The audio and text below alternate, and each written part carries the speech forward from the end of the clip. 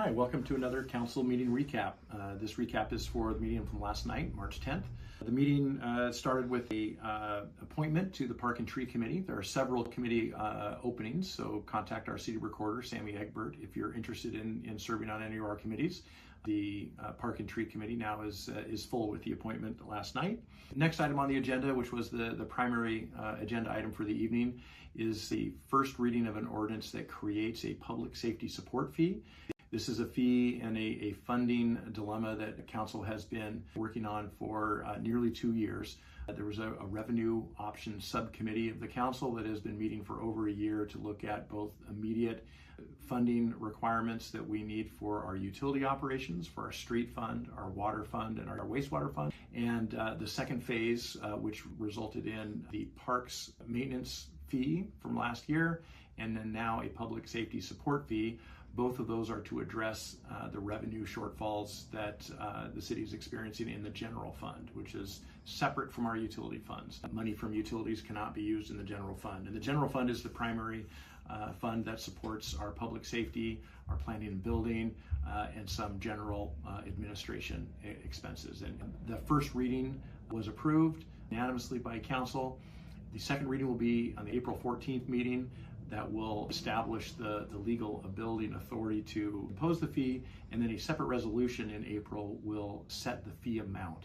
The proposed and recommended fee amount is $20 per unit per month, and that will be discussed in further detail at the April 14th meeting. Much more information about the public safety support fee is on a dedicated page on the city's website. So if you're interested in learning more in the background, the financial history of the general fund and the need for this revenue stream, and you can also find my email address or give me a call, stop by City Hall. I'd be glad to discuss it more. The mayor and I will be holding several more open house town hall style meetings between now and the April 14th deadline, so be on the lookout for that. The next item was a resolution that formally renames Pavilion Park. As the sign that it was installed a few months back suggests, that the name of that park is Laura Park at the Pavilion, in recognition of a land donation that enabled the expansion of that park and really enabled the city to acquire grant funding to fund much of the park improvements that have happened over the past 2 years. The final item on the agenda was the bid award and construction contract approval for the Coleman Collector Street project, phase 1. This is a project that's been in the works for several years. It's a federal state grant funded project for regional transportation dollars. Coleman Street is the collector street for the city, meaning that the smaller neighborhood streets funnel into those larger streets, and then those larger streets go to arterial streets, which are, for Coburg's case, is North Willamette and Pearl. Each layer or level of street has a different standard for construction and paving width and other amenities.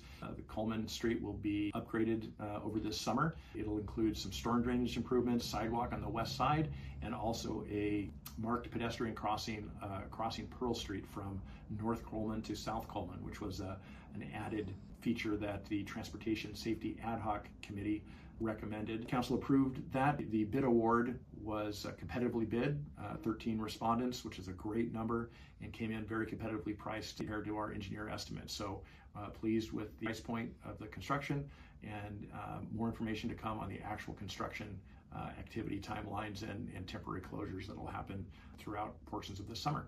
Also included, as usual, is the monthly city administration report and the monthly financial reports. Those are always a part of each council packet. The council packet and the video of the meetings are all available also on the city's website, so please use that as your source for all city information, and look forward to seeing you at the future council meetings. Thank you.